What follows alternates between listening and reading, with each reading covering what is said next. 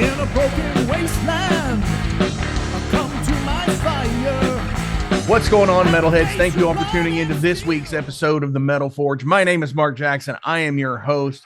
And, you know, it's really cool to get out and be able to talk to some what I consider legacy bands. And legacy bands to me, whether or not they've had a break in their career or not, that they're bands that have been around for quite some time, whether they've, you know, Pentagram to me is a legacy band. And because even though they've, you know, they haven't been active the entire time, they still produce great music. And you know, and with the current resurgence of things, that's why we're here today, because I have Timo from And Oceans, another awesome legacy band out there. Dude, how are you today? It's fine, thank you. Yeah. I mean, does that kind of, when people say legacy band and mention you, do you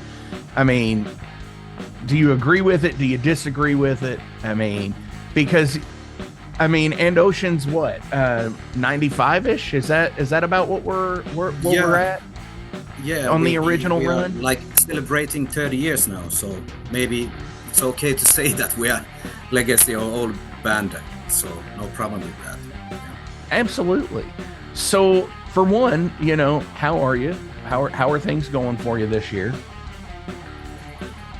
Yeah, I think we are doing great at the moment because we just released our 7th album and did a few those release gigs here in Finland, and they went really well. And actually we have a bit of a pause here, like is it two months before the next festival here in Finland, and then Partisan and some other Finnish festivals, and then we see what we have coming during the fall, autumn, and beginning of the winter. So we have like a tour planned, and hopefully we will be able to announce that soon. So yeah, everything is great, and the feedback has been great. So yeah.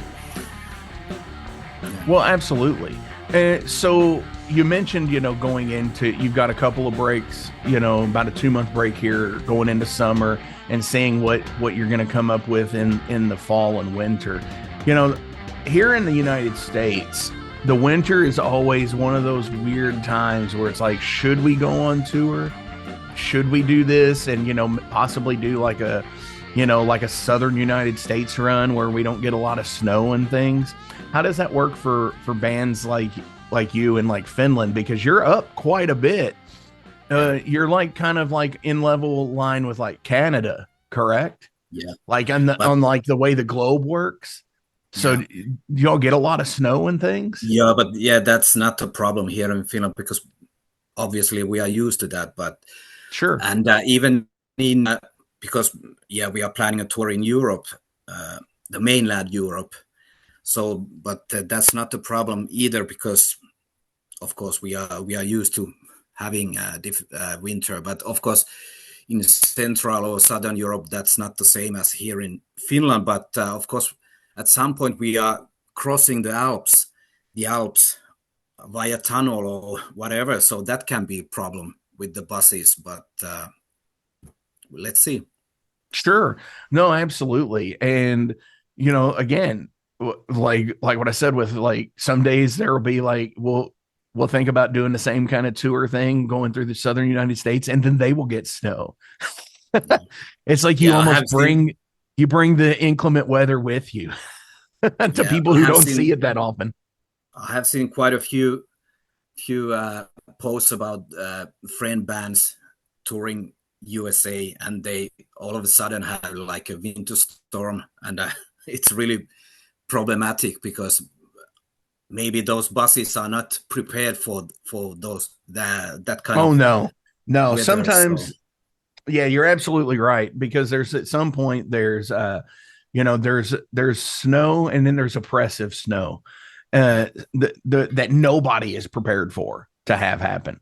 And yeah, it's just more often than not, I really see bands like, it seems like they go through the desert and they all break down at some point. And it's just like, gosh, when are we going to realize this? I know the desert looks cool. You know, it reminds us of Star Wars and other alien planets because we don't see it that often, but go around the desert somehow. Go through like a different place. Luckily enough, you all don't have any deserts to go through. You just have snowy No, mountains and no, stuff. no. Yeah, But as you said, you know, you're prepared for it and you know what's going on. So, yeah. which is totally cool. So as we're here today to talk about the latest full-length album, The Regeneration Itinerary, um, you know, I listened to it. I've enjoyed it. It sounds, it's great. You know, just over 45 minutes of, I mean, it's a wall. It is like a wall of music and sound. And where I'm typically not in a, I'm not necessarily a, you know, a black metal enthusiast. Or not necessarily enthusiast, but like it's like my black metal is still around the edges of a lot of things. But like this was completely different than what I was expecting listening to it. And I actually have since listened to it quite a few times since grabbing it from Season of Mist. And it's grown on me quite a bit. I think it's definitely in my list for the top 5 this year so far. So run everybody out in Metal Forge land here about like, how do you all get together? Do you do things like, are you doing things digitally and sending it to one another? Are you getting together in the room? How does your process work?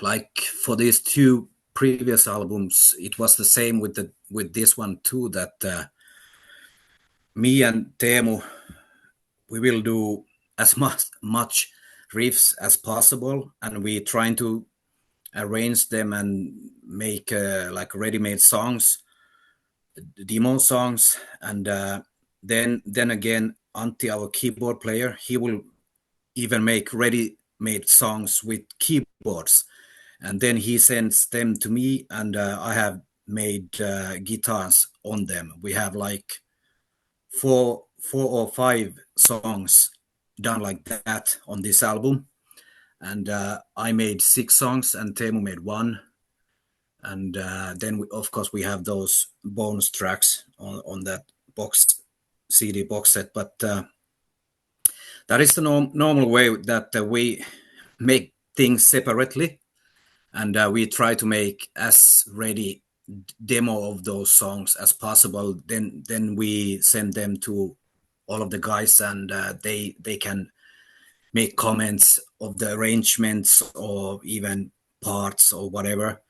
And at some point the Kauko will make real drums, and Pyro will make bass lines, and normally final touch is that Matthias will make lyrics. So, and the thing that we don't make these songs at the rehearsal places because we live like 500 kilometers away from each other, at least from the drummer.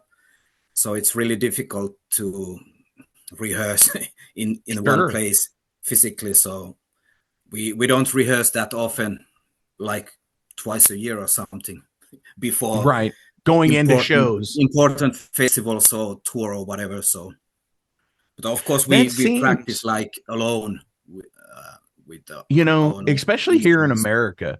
It seems like it's very split that way. Like we have a lot of people, a lot of bands who you'll get like so and so and so and so and so and so. They'll all live near each other, but then like they'll have like a member that lives, like you said, like 500 kilometers away, 500 miles away or whatever.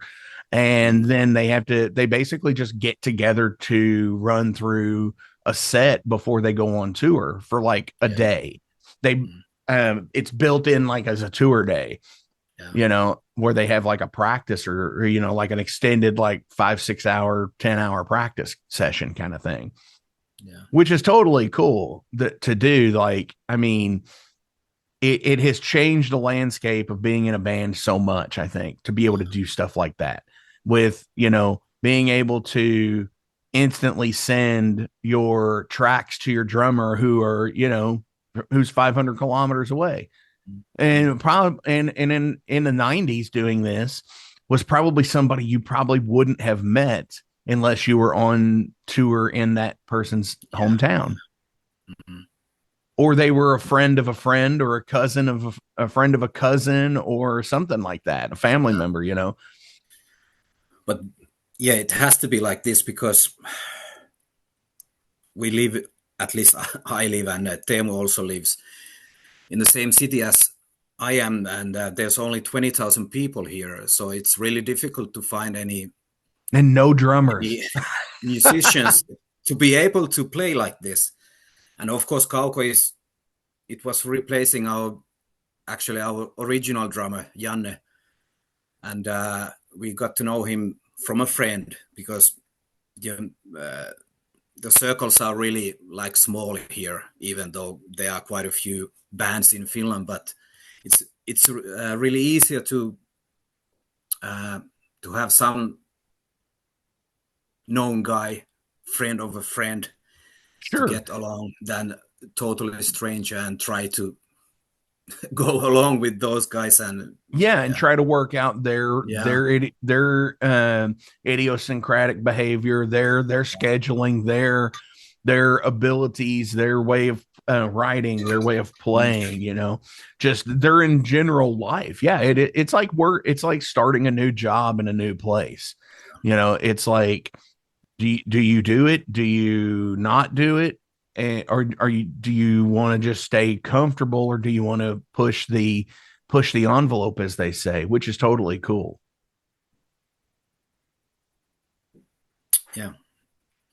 So now, with the way you were explaining about the writing and everything, now is recording the same way? Are you all getting together in a studio? Are you doing this at home, like most bands are doing these days? It seems like.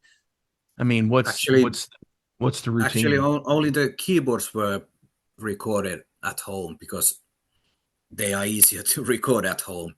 Sure. And I like to go into the real studio and have a technician to take care of all the recordings. I just have to concentrate on a playing. So for me, it works better like that. And actually, all the instruments have been recorded like that, and also the vocals. So we have really used a real studio for the recordings. So yeah. Which is interesting because, like I said, in this day and age, it's so much easier to do things at home. But you do get, as you said, the quality difference is there. You only had to worry about playing guitar. You didn't have to worry about them setting up and am I gonna mic this cabinet right or whatever. So you take it out of your hands and put it in someone else's, which I think is a great thing that a lot of people don't do anymore, like they used to. Yeah, because I really want to use like a real amp and cabinet, so I don't have to worry about them at home to mic, and because I'm not so familiar with those things, so it's really easy to let the professional handle it. Let the people who know what they're doing do it. Yeah, because I could use my neural DSP, quad cortex, or whatever, but I really want to use a real amplifier. Sure. No, and I get that, and it does seem like there's again, like how I said earlier, with it either seems like bands are all in the same city or they're all spread out some crazy amount of space between each other. And it's the same way with like the recording aspect. You either have a band that is completely on board with like, hey, we can do this ourselves. We've got the capability and and the know-how to do it. And then, you've also got the ones like what you're talking about. Like I used to be is like this, is about going to a studio and being adamant to go to a studio. And I guess with me, I had too many engineers who thought they were producers that Okay. and it's just like, okay, I understand your opinion. I Yeah. I don't want to take your suggestion. And then they get mad that you don't. And it's just like, all right, so this is definitely not the best place to work from now on. I And agree.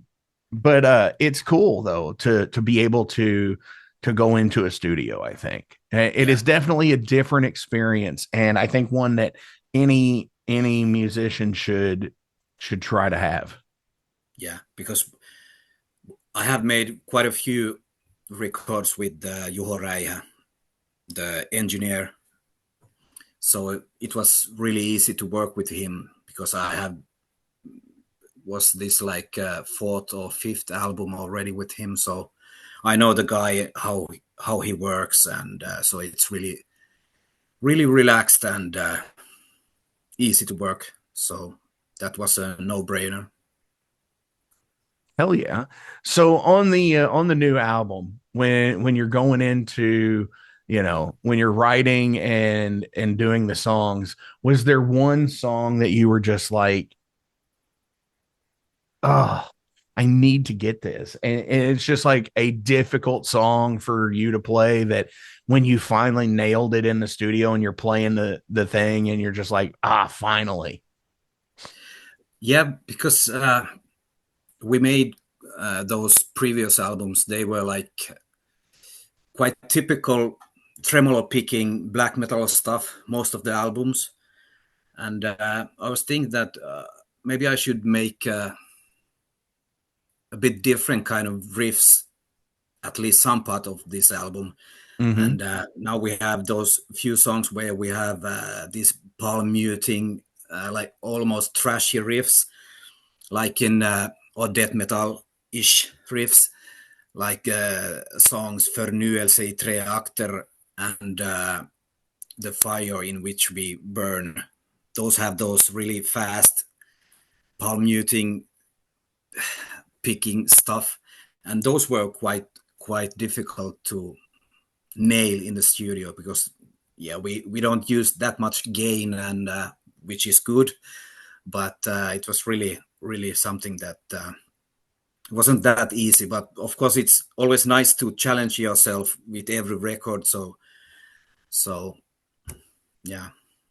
But those are the two songs I worked the most with. Definitely.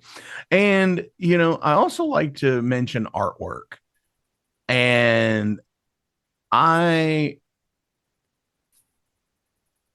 I think that makes a great album as well. Yeah, that's the whole Because the whole package. Yeah. yes, the whole package is the sounds, the sights, everything. Um I'm just going through the like metal archives as we're talking here and just looking at previous artworks of what you all had, and it's all interesting. And what's totally cool is like you're using it looks like Adrian Boosin, is that correct? Yeah.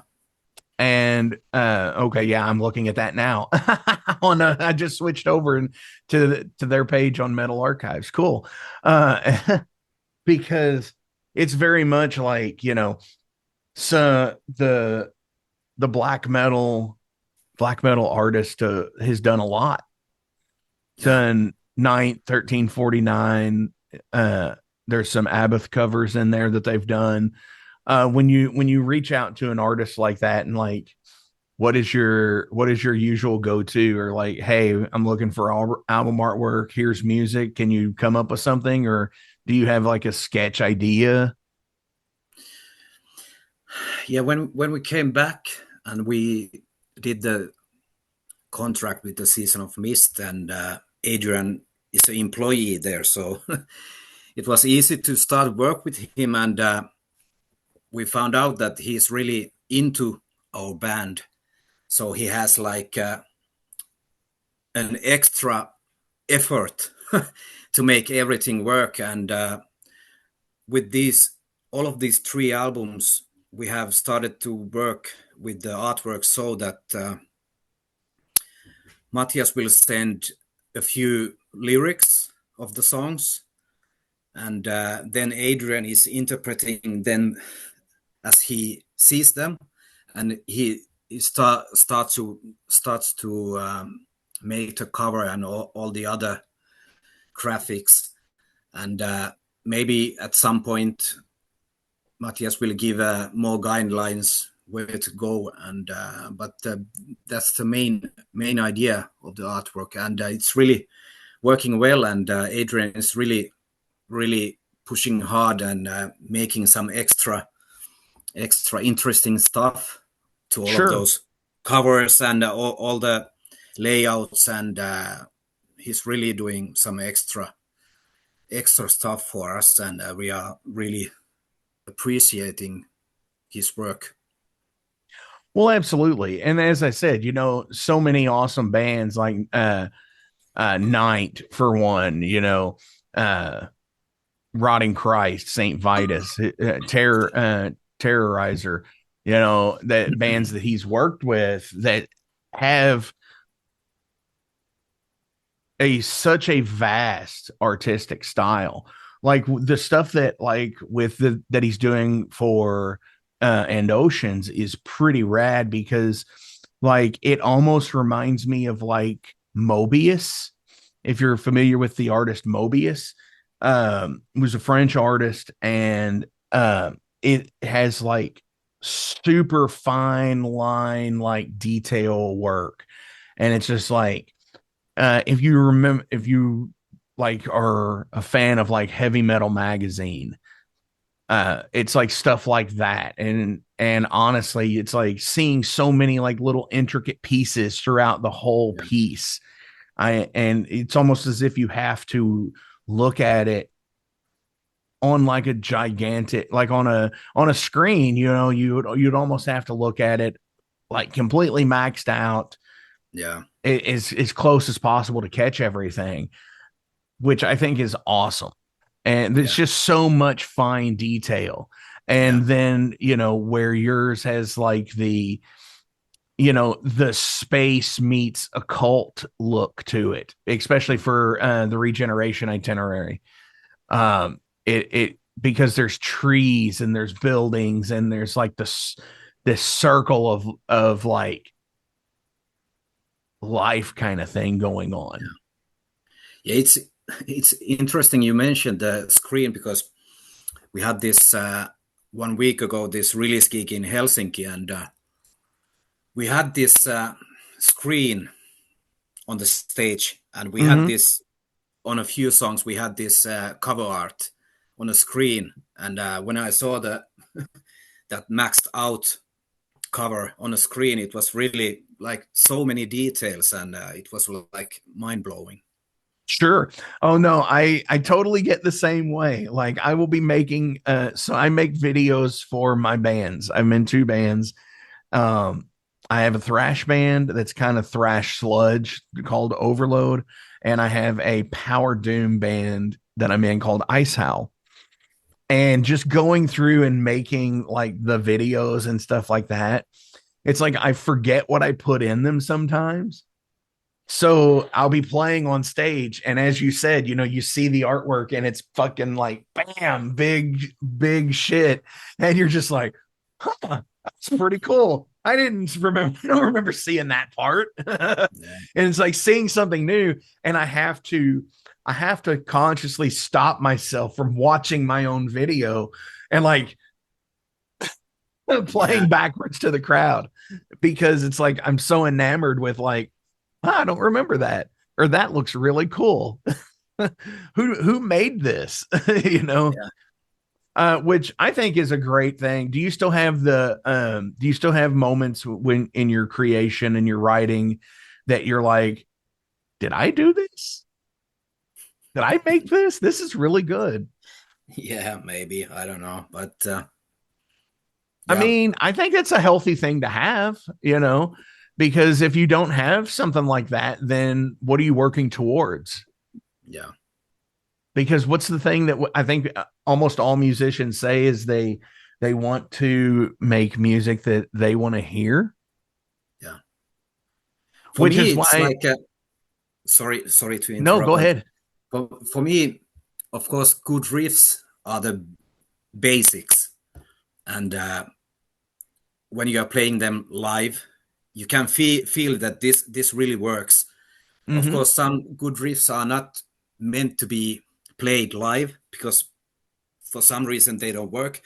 But for me, the absolute goal is to have some melodies or leads which are giving you the chills, and then I know that I have done something great for this record. Like there are a few good leads on this new album too. So those are the I have always loved those melancholy leads and melodies Sure.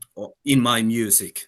So that So, that is okay. the main reason or the So main with goal. that, so with that, and on the surface, and I say that on the surface, when you look at a lot of like black metal, and I know that you all have kind of transcended black metal into what is called symphonic black metal now, where you're using so many more intricate parts and so much more instrumentation than just like the guitars, the bass, and the vocals and stuff, with keyboards and stuff. So when it comes to that, as you said, the riff, and you've enjoyed like making the riff that matters. But as I said, that like on the surface, a lot of black metal is a wall of sound. And it's designed to be a wall of just pushing sound. Mm, mm. Um, how have you know how over the years have you been able to then adapt to what you've become in music?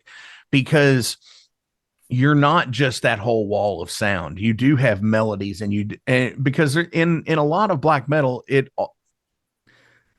there is a lot of repetition, and while X band doesn't necessarily sound like Y band, you could tell they had a lot of the same influence. Yeah, I don't know. Maybe that's the evolution of the band. But like if we are thinking those first albums, I think we had the same thing going on already back then. But of course we have like leveled up.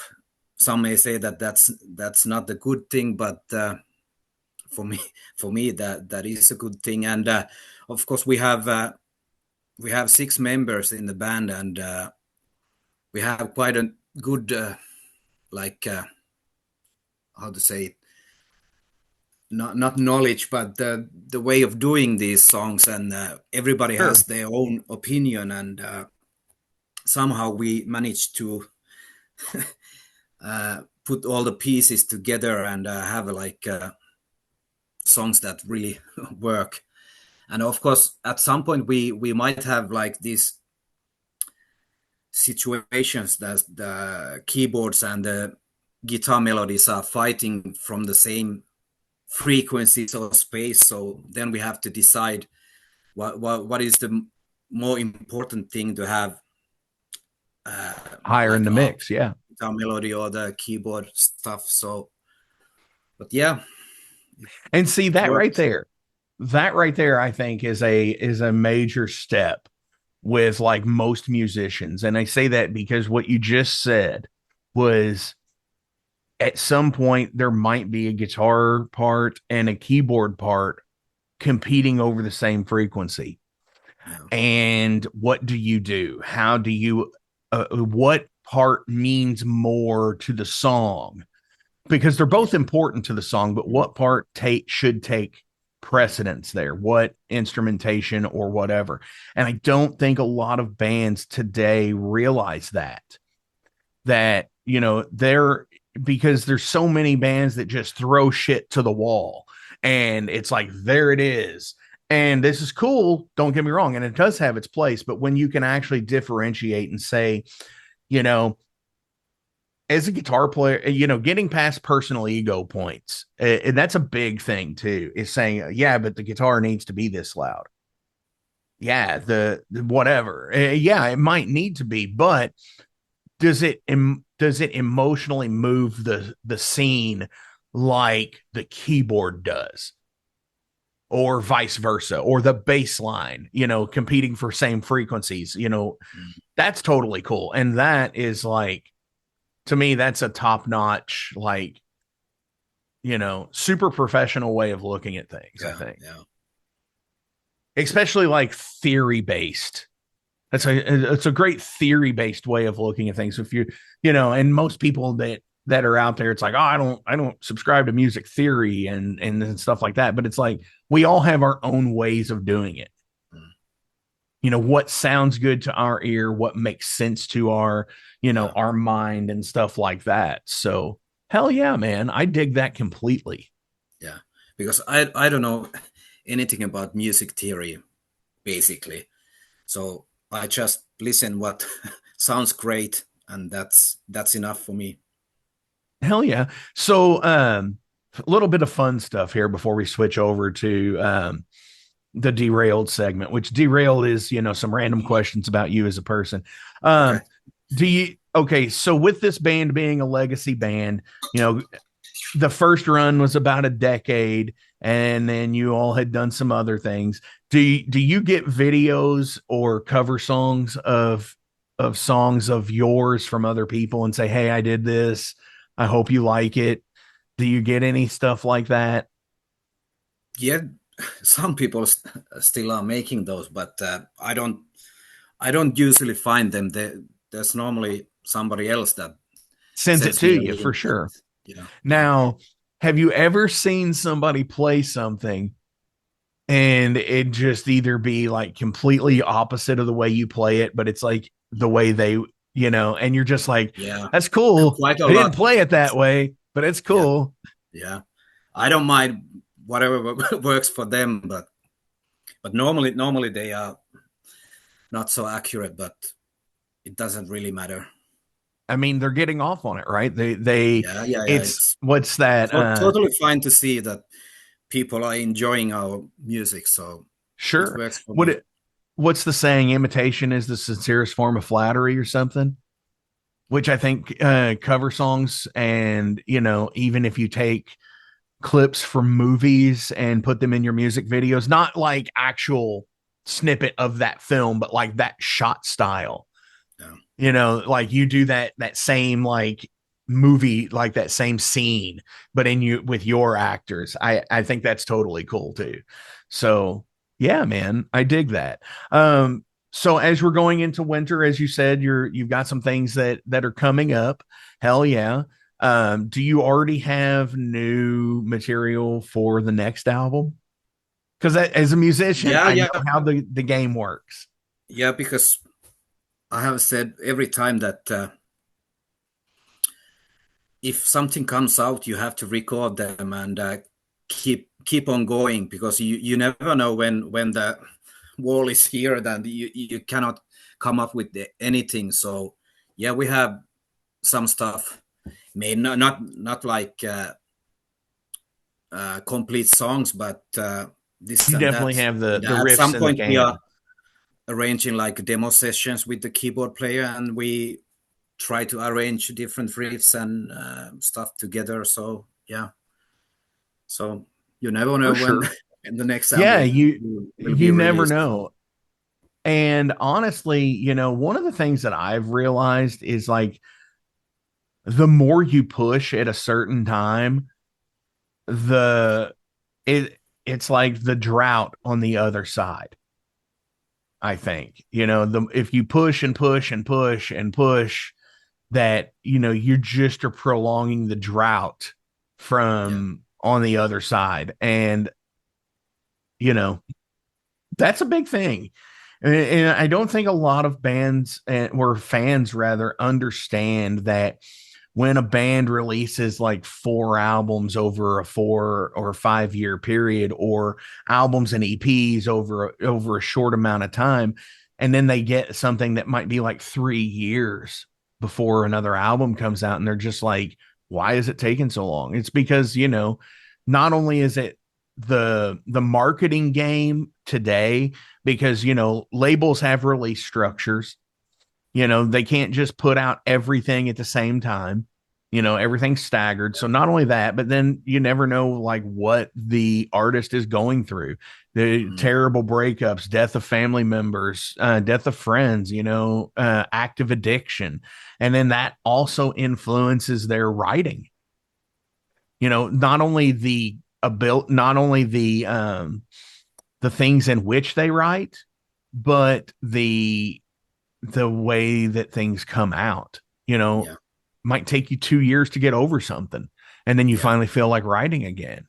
Yeah. And it's also the fact that quite a few bands from the 90s, they are really like getting older, and they have made 5 to 10 records already. So maybe they are really getting self-critical of the stuff they are making. So they are not just satisfied of the outcome. So sure, like I have said every time, that I'm really pleased and surprised that we are still able to make music that we are satisfied, and also all the fans and listeners are also satisfied. So I'm happy with that. For sure. No, I totally get that. And that's awesome to have. It really is. And especially, as you said, bands from the 90s doing this, because, I started playing music in the 90s, and, it's definitely interesting to have, and I know you probably feel the same way, as much as anybody from that played in the 60s, 70s, and 80s to today are the same. It's like watching the times change with album creation, from being able to play, having your demos on a cassette, and then finally getting like a way to get your demos burned to a CD, versus now everything's digital. And not only in just the way that people listen and consume the music, but the way we as artists record and release that music has changed dramatically. Yeah. Which is totally rad. Yeah, it's true. So would you go back to recording in 1995 versus the way you did it then versus the way you're doing it today? Do you mean that which I prefer? Yeah. Which would you still go back to okay, for all intents and purposes, I'm going to use the joke here. The Fisher Price tape recorder and black metal joke. I love it to death because it's such a thing, but I know it's not true. Would you go back to doing like analog, like bare bones recording versus like being able to multi-track and layer things today with the digital platform? Yeah, I think I'm happy with the today's recordings. Sure, of course, I get it. Yeah, but of course, the way back then, it was a good thing that you really have to practice a lot before going to the studio. I do it nowadays too, but of course it's easier to punch in, punch out. Sure. Even riff by riff, so it's much easier nowadays. But I remember getting my first Tascam Porta Studio, and it was like an 8-channel mixer, and it had 4 XLR inputs and 4 quarter jack inputs, and you could record up to 8 tracks simultaneously. 6, but 7 and 8 was like a bounce down track for the stereo, and just like completely Beatlesing it, where you would record as much as you could and bounce it down and take that one channel and fucking put it in the stereo, and then record like 4 more channels and then bounce them down, and it was a tape deck. It was like a cassette tape deck, and finding out how to accurately do like the punch in on that.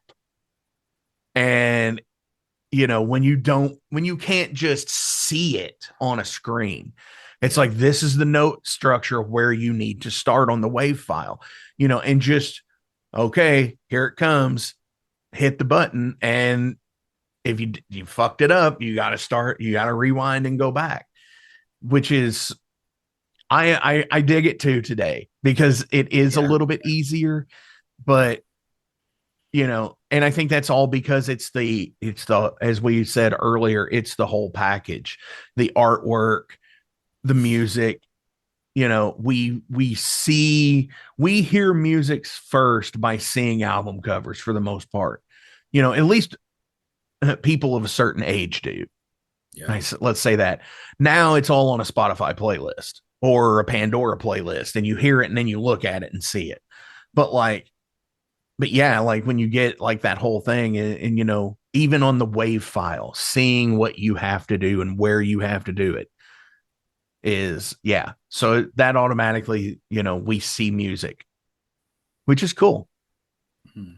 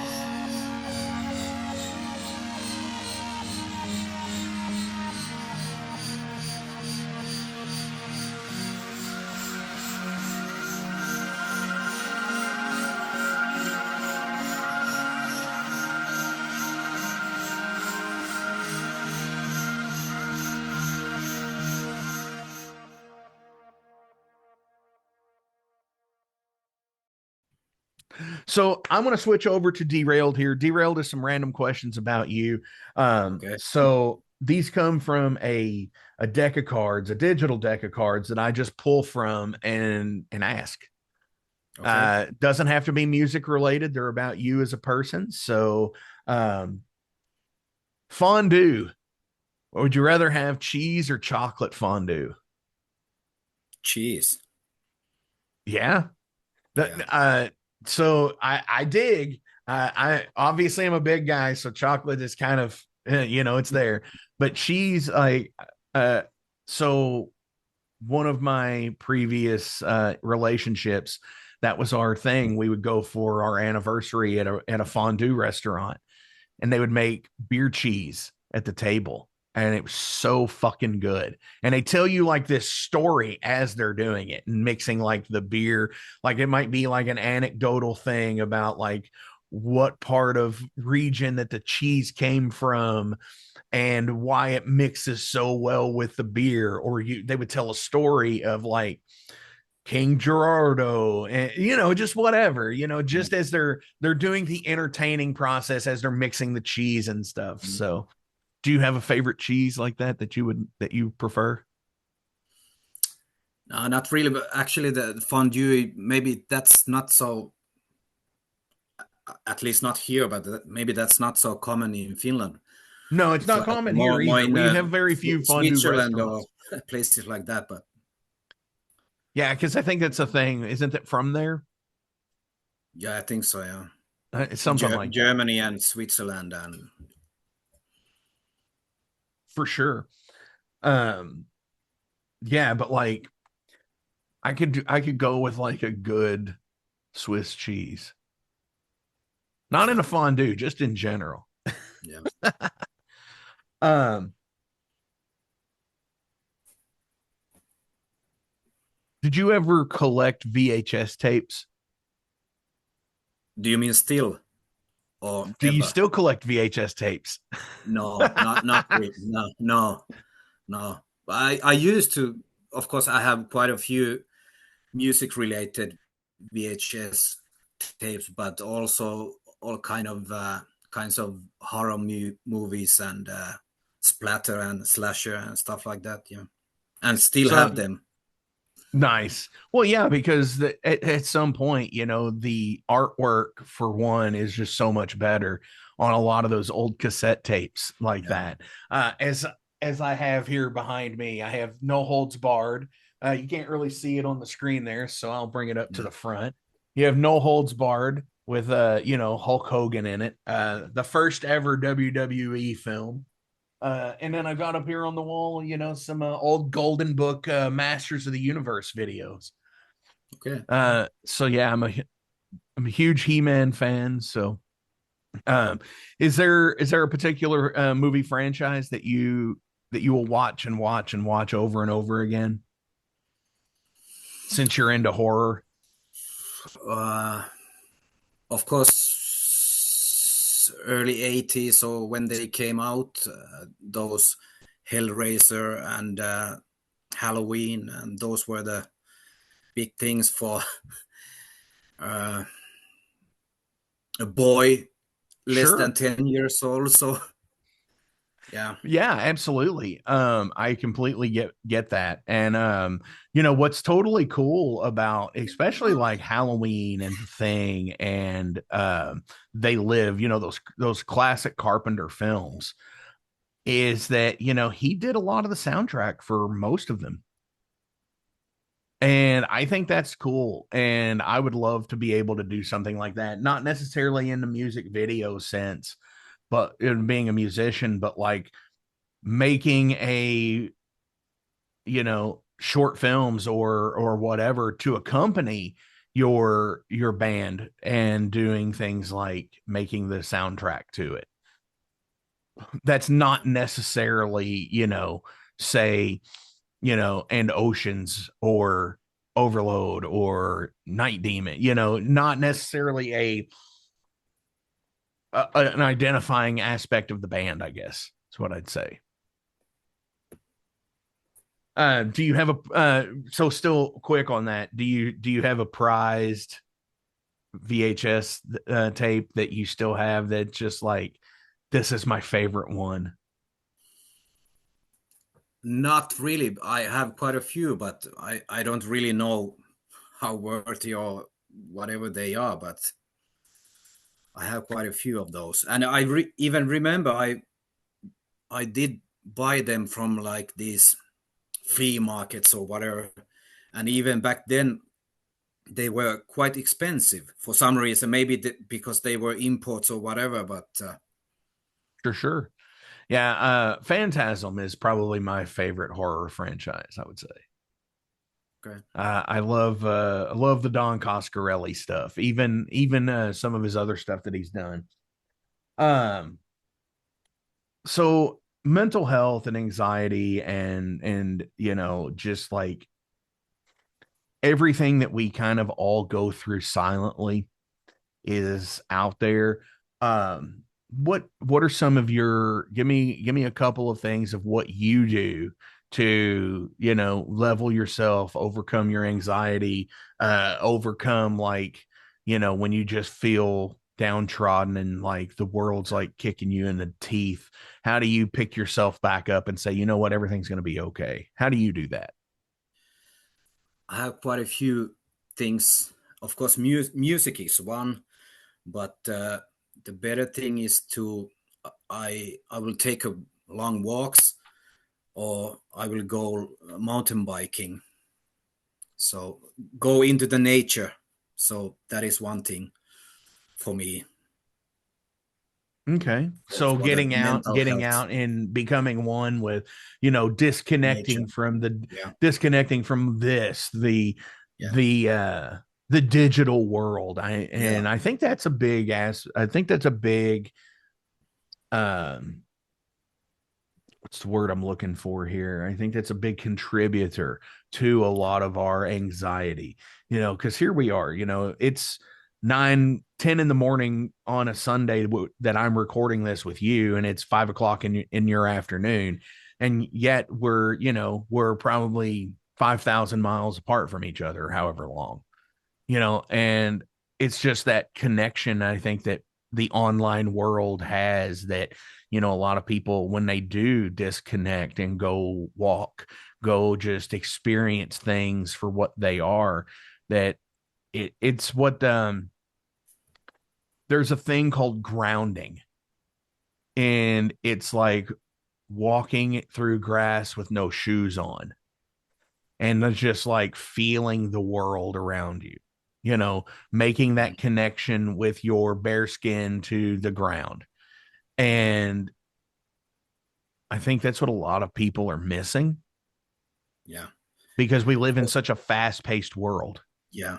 And for me, it's really easy because like I said earlier, that there's only 20,000 people in this town, and we have lots of forests and lakes and everything around here. So it's really easy to go just out and enjoy the nature. Absolutely. I Yes, completely. And honestly, like that's one of the things like that coming up. And by the time we're recording this, and or by the time we're releasing this, you know, feeling the urge of nature and being able to record a music video with friends and bandmates in nature is really cool too, because it allows you to experience that with your bandmates, your friends, your family, and still be able to be productive, Yeah. which is totally rad as well. um do you believe that propaganda has changed the course of history? That is a tough one. At least nowadays, I feel like it's everything we hear and see. It's more or less propaganda. So I don't really want to follow any news or anything because that's always somebody's agenda. Sure. So yeah, Especially with like here in America right now. We definitely have, where most of our communications companies are owned by like three people. yeah, And you almost have to, when you look at anything online, they have to produce what it is. Is it an article? Is it an opinion? They have, so when they, when you look, but watching something like on the television, you don't get that. It doesn't say, hey, this is opinion. People see it and perceive it as fact. And that's like I said, I think that's where propaganda changes history. And it's one of the greatest lines I think I've ever heard in a film. And it's not "May the Force be with you," which is a good one as well. Uh, is history is written by those who hanged heroes. Okay. And that, when that's moving, especially to me. And so like I try to at least especially in like writing, I think that that's a thing that we all should, at least if we talk about the political structure of the way, or political oppression, and or just like oppression in general from anything, you know when we as writers, I think, do that, you know we try to expose injustice Yeah. all around. So I have one more question, but Okay. before we do it, as always, I'll say this until I'm blue in the face. Links are listed below, so please give likes, shares, follows, do all the things and all the stuff. Go buy merch, go see them when they're on tour, when they're in festivals. Hopefully, we'll get some any United States possible. Might be happening if we get visas. Yeah. Yeah. Okay. So here's the other thing that right now, if you mention the fucking T word in any of your posts, yeah, apparently they're making it harder for people that have come out against him politically to not get their visas either. Because there was a band that they had a member, there's a few instances where for one, there was a band that had members who were trans, and they denied their visas based on that, because they don't say that, but it's bullshit, and it's pretty much what it was. And then another band I know, where one of the members had said, this fucking dude sucks, and and they went through their fucking like browser histories and all Yeah. that shit, and was like, oh well, you could be deemed a threat to society here. And it's like, fuck you, dude, you're fucking artists, fuck It's off. really ridiculous. It is. It's so fucking dumb. But anyways, aside from all that goofy shit, do you have anything else you'd like to shout out or promote today? It's like a boring answer always, that support the artist, like buying merch and albums, and of course listen to whatever platform you want to, and yeah. Hell yeah. Definitely, I would like to give a shout out to Will for this. At Season of Mist. He's a sweetheart. Love Will. Definitely somebody, like, he's cool to bounce ideas off of too. So I don't know how much you work with Will, but like he's totally a cool dude. So Yes, give a he's big our shout out to contact him. in US, so Yeah. yeah, we are really happy with the Season of Mist guys in Europe and US. So Oh yeah, absolutely.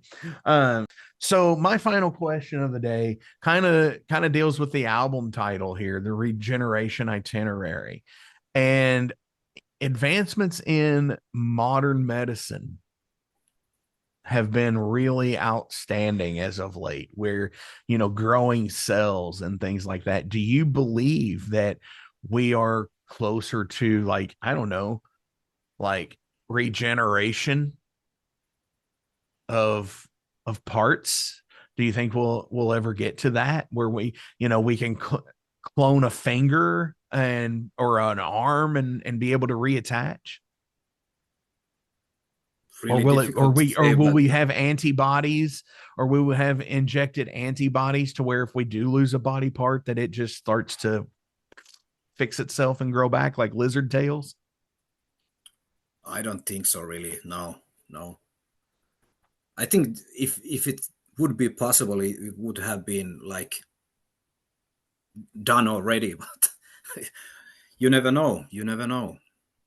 Sure. No, and it's definitely a sci-fi thing to think about, but like, Yeah, I think at one time in our culture of life, whether it's 5,000 years from now or 5 years from now or whatever, I definitely think, modern medical marvels are definitely a thing. And just like the way we have advanced over the last like 50 years of medicine mm, is pretty cool. And I'm not talking like like the inner political aspect of like, especially like, free healthcare, blah blah blah.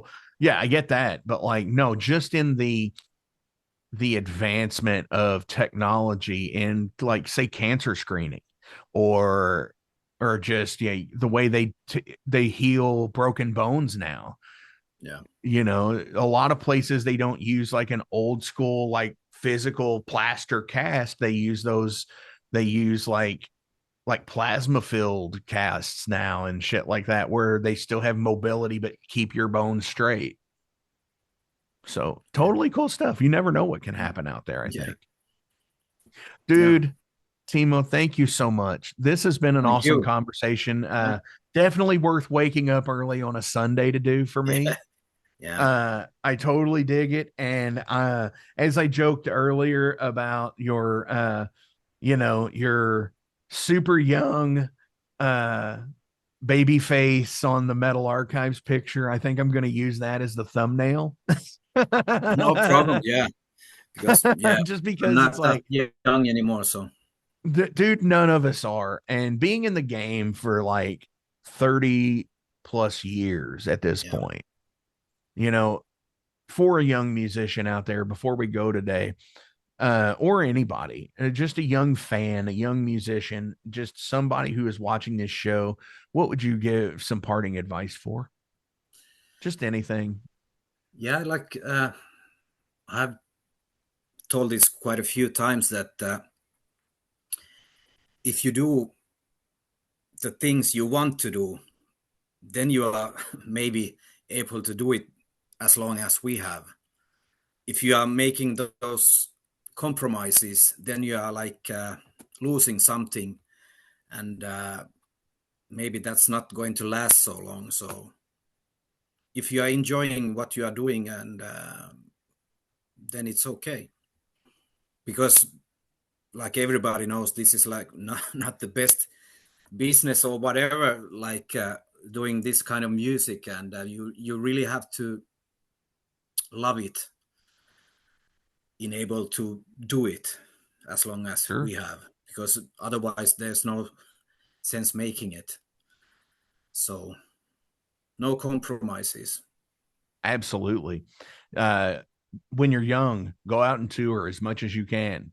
Yeah, Live that life. If you want to do it, you live that life, because before you know it, you will be in your 30s, your 40s, and your 50s. And if you didn't do it when you're younger and you don't know how to do it in your later life, it is hard. yeah, And, so if this is a life you want to live, you live it. And you do no, as you said, no compromise. yeah, No compromise, no regrets. yes. That's awesome. Dude, Timo, thank you so much. On our way out Thank you. today from the new album, and Mantenna just fell over. So, damn. Yeah. So, see, like I said, I'm a Masters of the Universe fan. I have Yeah. Mantenna up here dictating the show. On our way out today from the Regeneration itinerary, what do you want to play? Maybe förnyelse i tre akter. I am not going to repeat that, but it is the second song on the Yeah, album. it's in Swedish. My that's Finnish, I'm assuming. Swedish. Swedish. Yeah, because See, I Matthias wouldn't know. is Swedish. Yeah. Awesome. Boom, here it goes. Metal every day, everybody. Thank you. Thank you.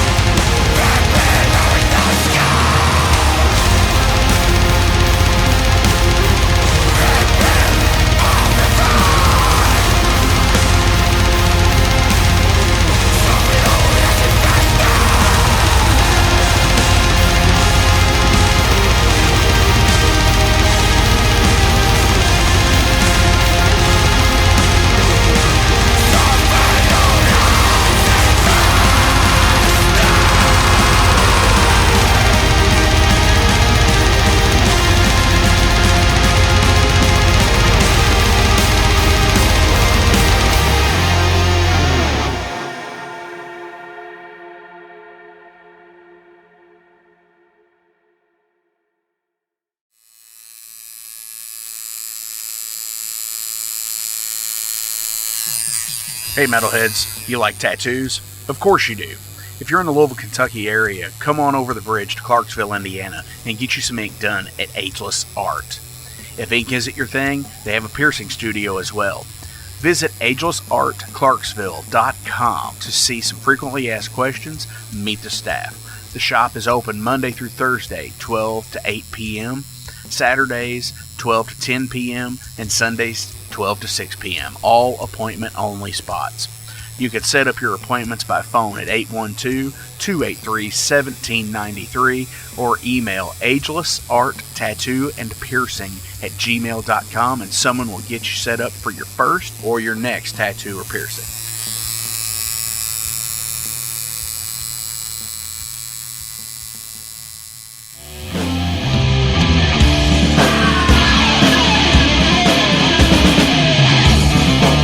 Hey metalheads, after going to a rager, what's your ultimate go-to? Mine is totally pizza. So when Overload is playing or I'm promoting the Metal Forge live showcases or the big goddamn metal show, I go to Pizza Donisi. Pizza Donisi is gourmet artisan pizza from right here in Louisville, Kentucky. It features things like the pizza of the month, the sandwiches, and also vegetarian and vegan options, which is so totally fucking cool for all of it's awesome pizza. You definitely want to go. Hey, and also from time to time they do cannolis. Oh, so fucking good. You know what they said, man? Leave the gun, take the cannoli. Yeah, just like that in Godfather. They're located right next to the Mag Bar at 1396 South 2nd Street. So either stop in or call in at 502-213-0488. They're open till midnight. The witching hour.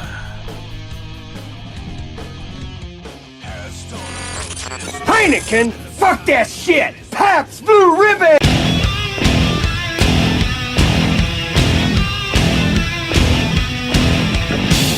Hey metalheads, you all hear me talk about Mag Bar all the time. It is the home to the Metal Forge live showcases and is an integral stop in the ultimate underground metal tour schedule. They obviously feature live music, but the Mag Bar also has daily specials like Pint and Slice Night on Tuesdays with Pizza Donisi. But they also do Bring Your Own Vinyl on Thursdays with DJ Kent Jackson, and Finer Things Sundays. Located right next to Pizza Donisi at 1398 South 2nd Street, open 3 p.m. to 4 a.m. 7 days a week. Get your asses out to the Mag Bar. Rock out.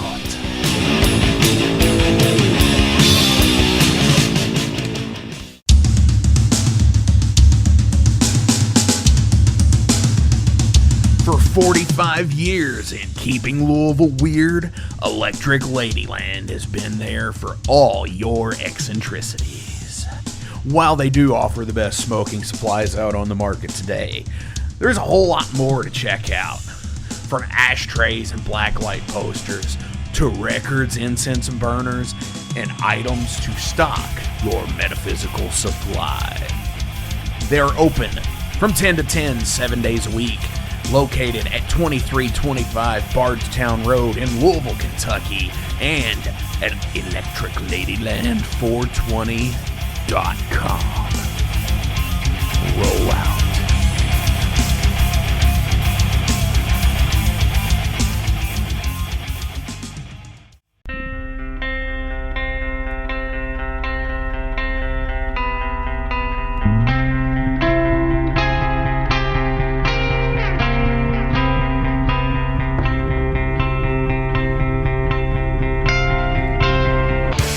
In 2017, one man's vision and passion for all things metal started out as a record store in his house. Years later, the fight against a mainstream empire continues as Shade Beast. An independent metal collective and online store based in Athens, Georgia, is the world's premier heavy metal brand for music heads that value authenticity over the mainstream acceptance. Featuring original t-shirts from some of the best underground artists, as well as stickers, posters from the Shade Beast Presents concert series. Unique, one-of-a-kind collectibles and small curated selection of vinyl and cassettes from the masters old and new. Visit shadebeast.com and enter promo code SithLord for free domestic shipping on your first order, whether you're a new customer or returning. And be sure to join the Shade Beast social groups on Facebook and the interwebs to keep up with the new release announcements and talk all things metal and Star Wars. You'll never find a more wretched hive of scum and filth.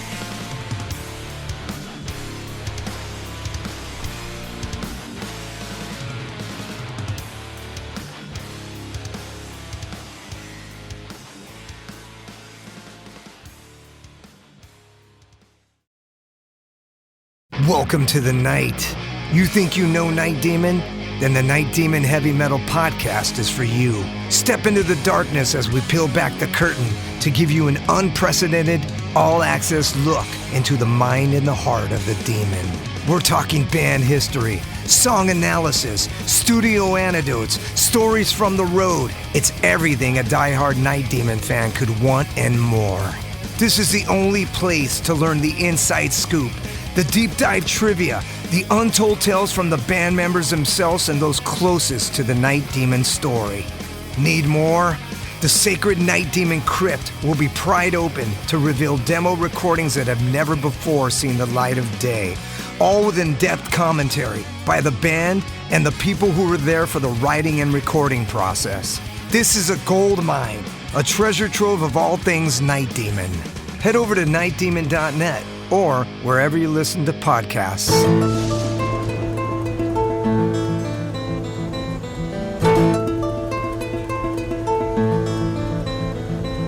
Since 2013, there has been a calling from the underground, from the graves of all those unholy, and they decided to make a zine to talk about all of this. Soul Grinder Zine! An independent metal zine to keep you informed on all things metal and horror from the underground. Available in both print and digital formats, they're bringing you the best interviews and reviews out there today.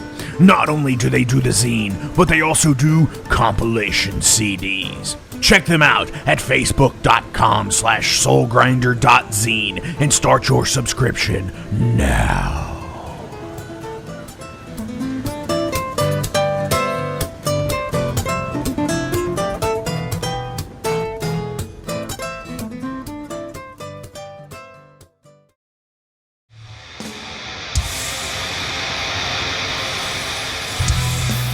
Hey everybody, let me tell you about the new sponsor to the Metal Forge, Unchained Tapes.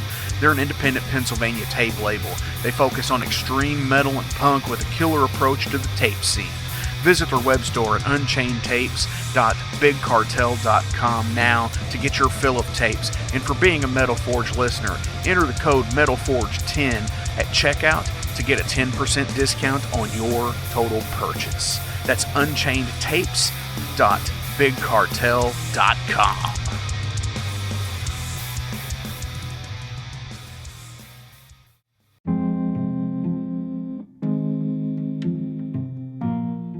What's up, Metal Forge fans? This is Alan Bishop, the alchemist of Indiana's Black Forest and head distiller at Spirits of French Lick.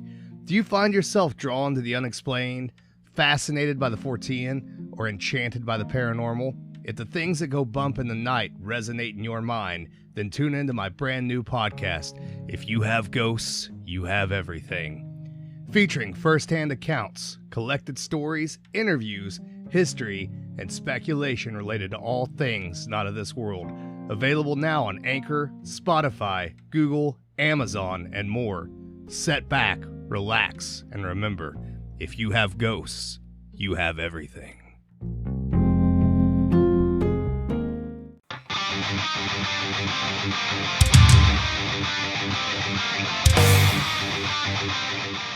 Hey, let me tell you guys about Mercenary Press.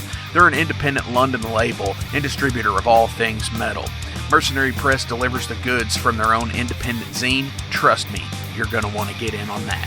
To distributing various bands from all over the world, including Cramp from Spain and Sadistic Force from Texas. Visit mercenarypress.bigcartel.com to find out what all they have in stock and what you can order.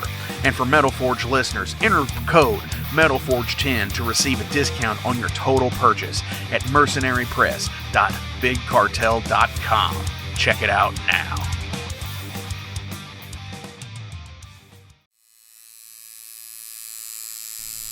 Hey metalheads, it's with great pleasure I get to tell you guys about a new sponsor to the Metal Forge, Ageless Art, New Albany. After 20 years of owning and operating Ageless Art in Clarksville, Indiana, Phil Garrett had a vision for a new type of tattoo studio. Something that is clean and modern, sleek, refined, inviting. And he's done just that with Ageless Art in New Albany. You can find it at 2736 Charlestown Road, New Albany, Indiana, 47150. Business hours are Monday through Saturday, 11 a.m. to 7 p.m. Sundays are 12 to 6. All sessions are appointment only, so give them a call and go get you some new ink. Or if it's your first time, go get your first one, baby. In a broken wasteland, come to my fire and place your blood and steel upon my